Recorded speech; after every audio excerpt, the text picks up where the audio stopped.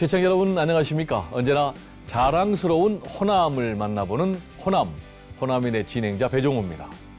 오늘 모실 주인공은 맨손으로 4천억 대박 신화를 만들어낸 한국 게임업계의 살아있는 전설입니다. 직원 5명으로 온라인 게임 회사를 창업해서 5년 만에 전 세계 48개 국가에 게임을 수출했다고 합니다. 게임 강국 코리아의 토래를 마련한 김정률 회장님을 만나보겠습니다. 아이고, 회장님 안녕하세요. 네. 안녕하십니까.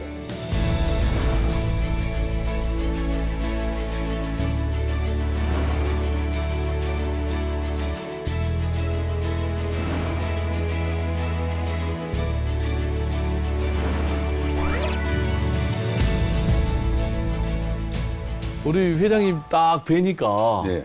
뭐 의상도 좋으시고 또 뭐 이렇게 얼굴도 환하신데 네. 회장님 얼굴 보니까 좀 돈이 따르실 그런 얼굴 같아요. 글쎄 오늘은 특별히 지금 방송이 있다고 그래서 네. 아침부터 좀 갖고 왔습니다. 그러세요? 그리고 또 제가 원래 이제 시골 호남 사람이기 때문에 네. 뭐 서울 사람 같이 좀 세련되게 하기 위해서 오늘 좀 멋을 내고 왔습니다. 아, 그래요? 네. 뭐 그냥 멋 자체가 네. 그냥 몸에서 그냥 풍겨 나오시는데 그 시중에 네. 회장님께서 돈이 아주 많다. 네.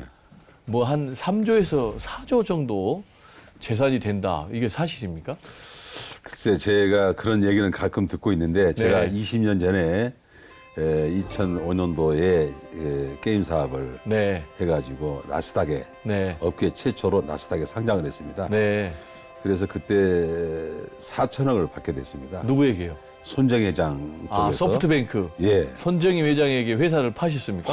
팔았습니다. 네. 그래서 그 20년 전이니까 2005년도인데 그래서 그때 4천억이라는 돈을 수표 한 장으로 받았습니다. 아, 현찰로 예, 받았습니까? 현찰로 받았습니다. 네. 그래서 그걸 받고 나니까 야 이게 꿈인가 생신가 그랬고요. 네. 사실 저는 이제 M&A를 잘 모르고 그래서 네. 뭐 계약금, 뭐 중도 이런 게 필요 없다. 네. 현금으로 달라. 네. 그거 아니면 안 팔겠다. 일시불로 달라? 20% 달라야 되죠. 네. 까다로운 조건을 요구했는데 네. 그쪽에서 수긍을 해줘가지고 네, 그렇군요. 이제 네. 우리 김정률 회장님 하면 이 한국의 이 살아있는 게임업계의 전설이다. 이런 이제 평가를 받고 계시는데 요즘은 주로 어떤 일에 매진하고 계시는지요? 저는 평생 이 게임 사업을 하다가 네. 뭐 잘 모르는 다른 업종에 끼어들기 어려워가지고 네. 제가 일본의 동경에 있는 상장 회사를 하나 인수를 했습니다. 아, 네. 예, 그게 이제 게임 회사인데 게임 회사군요. 예, 지금 20년 가까이 제가 운영을 하고 있고 네. 또 동시에 뭐 골프장 사업도 골프장. 일본에서 일본에 있군요. 예, 하고 네. 있습니다. 또 뭐 부동산 개발 회사도 하고 있습니까? 뭐 옛날 말에 뭐 땅은 거짓말하지 않는다. 네. 그런 어른들 얘기도 있고 해서 네. 뭐 서울 근교의 테마파크를 테마파크. 지금 이쪽 근교 남양주에 한 110만 평 정도 네. 제가 확보를 해서 인허가 중에 있고 네. 머지않아 또 사업이 잘 진행될 거로 봅니다. 회장님의 이제 이 스토리를 이 테마 중심, 키워드 중심으로 우리가 좀 살펴볼 텐데요. 이 회장님이 선택하신 첫 번째 키워드가 젊어서 고생이 성공을 부른다. 저도 14살 때 고향을 떠났는데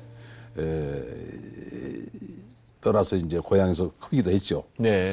그래서 어려서 뭐 고생을 좀 많이 했습니다. 사실은 운동도 많이 하고 네. 또 아주 굉장한 고생을 했는데 그 어려움들이 결국 그 내가 커서 사업을 하면서 어려움이 있을 때마다 어떤 고난과 그 어떤 어려움이 있을 때 그때마다 그 어렸을 때 그 고생했고 젊어서 힘들었던 그런 지켜왔던 그런 인내심이 다시 새롭게 나와서 나를 또 지키고 있는 네. 그런 것을 봤을 때 저도 우리 자식들한테도 젊어서는 고생하는 게 돈 버는 거고 젊어서 고생하는 것이 인생을 크게 배우는 것이다 이렇게 생각을 하고 가끔 잔소리를 하고 있습니다. 회장님 고향이 해남이시죠? 그렇습니다. 굉장히 가난하게 컸다는데 뭐 필통도 만들고 예. 뭐 얼마나 어려웠습니까? 글쎄, 저 해남에서는 저희 집만 어려운 건 아니고 제가 어렸을 때는 다 어려웠죠. 그런데 저희 집 역시 뭐 사실 먹고 살기가 우리 오형제다 보니까 오형제. 식구도 많고 네. 그래서 사실 그 학교 다닐 때 보면은 이게 가방이란 게 없고 그 보자기에다가 책을 싸고 보자기. 다니는데 이 저기 필통이 이제 옛날에는 이게 접는 게 있었어요. 근데 그 접는 게 미국 그 미제 깡통, 맥주 깡통을 이렇게 펴가지고 네. 그걸 오므려서 만든 그런 필통이었거든요. 네. 그래서 연필도 이제 거기다 넣고 이렇게 지우개도 있고 이제 그렇게 했는데 그렇게 해서 책하고 이렇게 보자기를 싸서 둘둘 말아서 이 옷빈이라고 그러죠. 우리 말로는 양침이라고 그러죠. 네. 그걸로 잘 꼬매서 이제 여기다 메고 행복했던 추억은 어떤 게 있습니까? 제가 고향에서 행복했던 게 뭐가 있을까? 저는 사실 오형제 막내로 태어났거든요. 그래서 우리 오형제 누구보다도 제가 귀여움을 많이 탔어요. 네, 사랑을 많이 받았죠. 예. 그래서 아버지 어머니가 항상 날 이뻐했고 네. 또 이게 밥을 집에서 안방에서 밥을 먹으면 상이 저쪽에 이렇게 있고 아버지하고 나하고 이렇게 해서 아버지가 항상 저하고 겸상을 했어요. 그렇군요. 둘이서만. 네. 그 옛날엔 막둥이라고 그래가지고 그렇죠.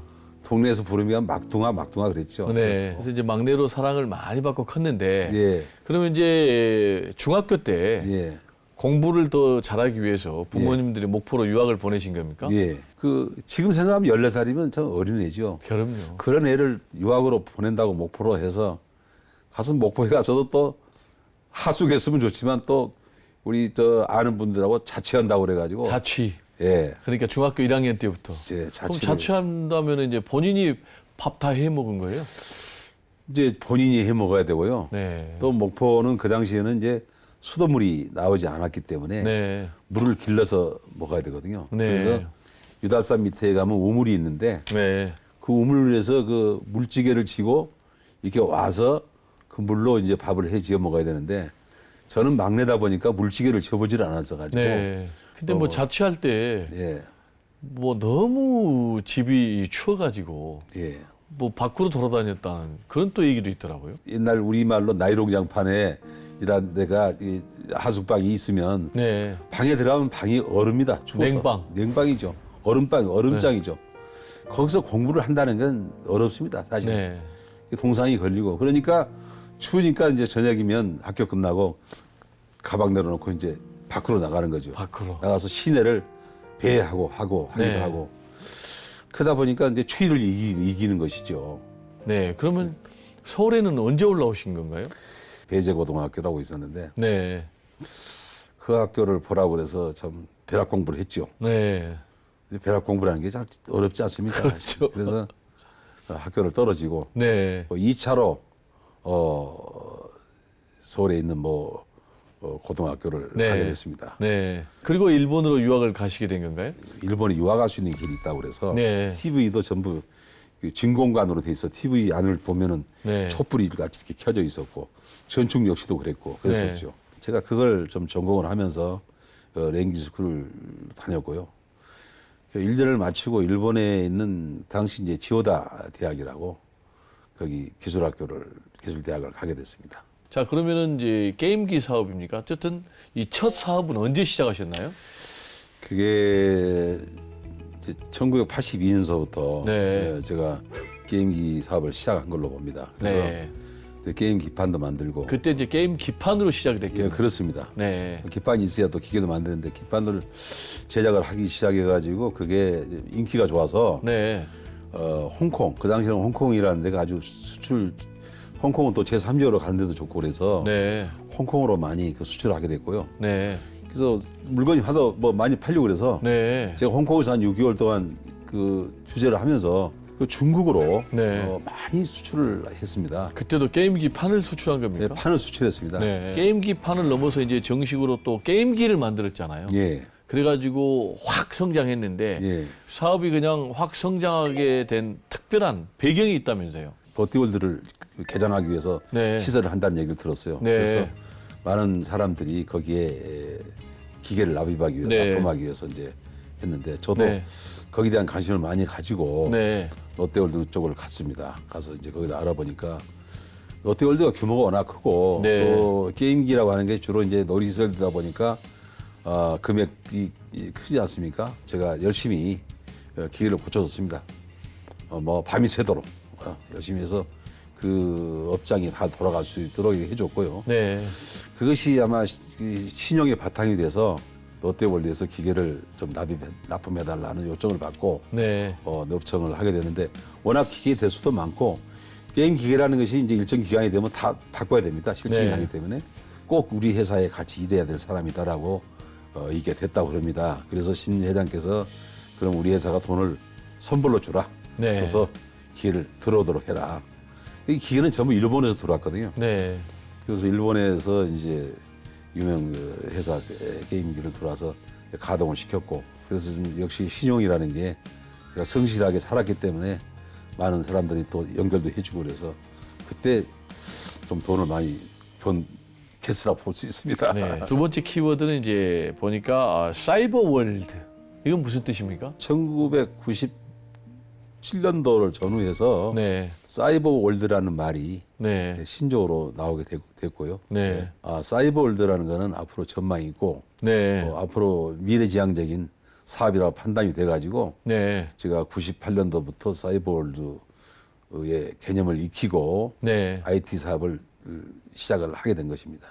예, 그리고 이제 회장님께서 2002년도에 개발한 게임 이게 보니까 뭐 전 세계에 선풍적인 인기를 끌어가지고 예, 누적 회원 수가 3천만 명이나 됐습니까? 네 그렇습니다. 네, 어떤 게임인가요? 그 게임의 성격은 그 귀여운 캐릭터입니다. 네, 그 캐릭터 모든 캐릭터가 아주 귀엽고요. 네, 또 판타지성 네. 그런 게임을 갖고 있어서 네. 특히 여자의 소녀들이 아주 좋아하고 또 젊은 사람들이 아주 즐기는 그런 게임이고 당시에는 약간 이제 우리 갬블성, 도박성 게임이 좀 많이 시작을 했었죠. 네, 그게 이제 많이 되는데 저는 확실하게 개발자들한테 이 도박성 게임은 절대 안 된다. 네, 순수 게임으로 즐길 수 있는 아이템으로 즐길 수 있는 게임을 우리는 고집한다.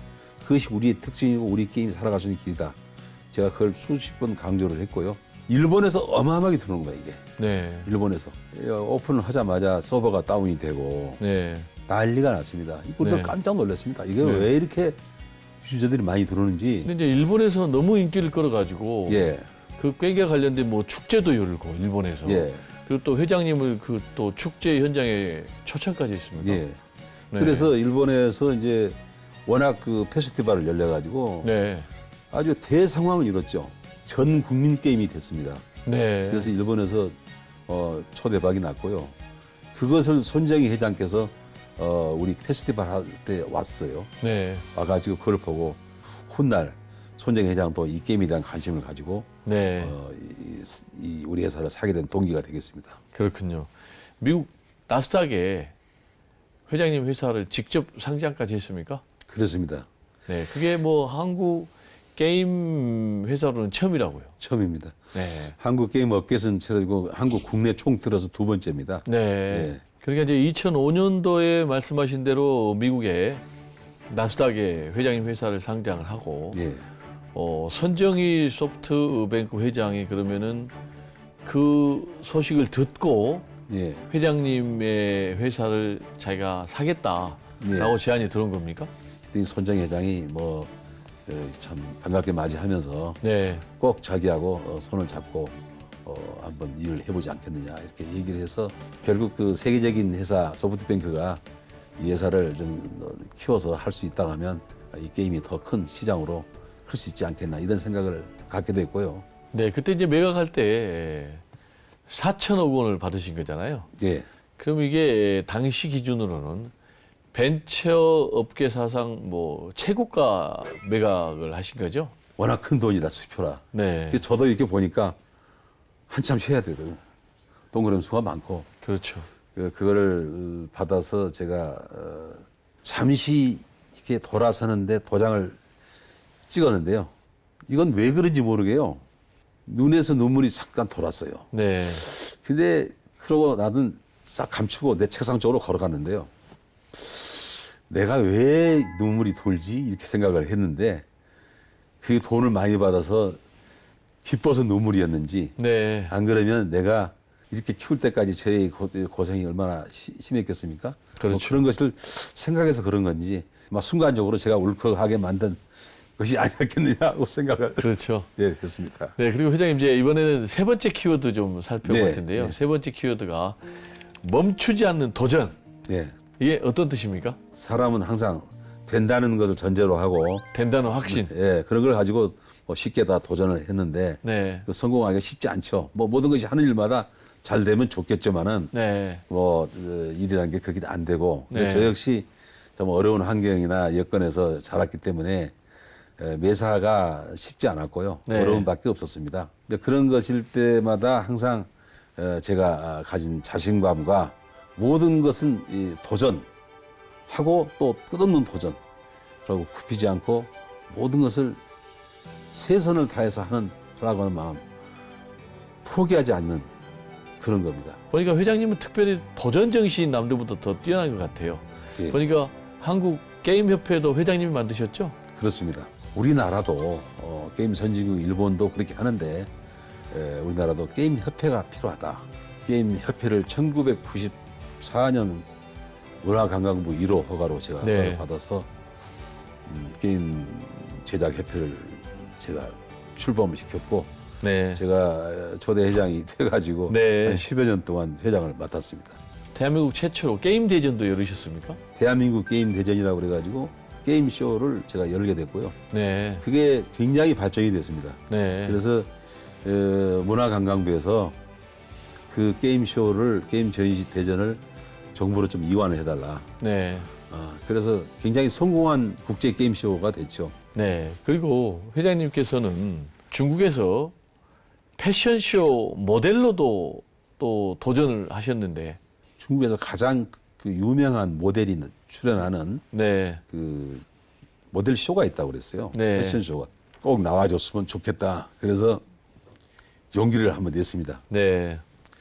여기서 한번 뭐 인생이 별거 있느냐 한번 해보자 해서 뒤에서 좀 연습을 해가지고 네.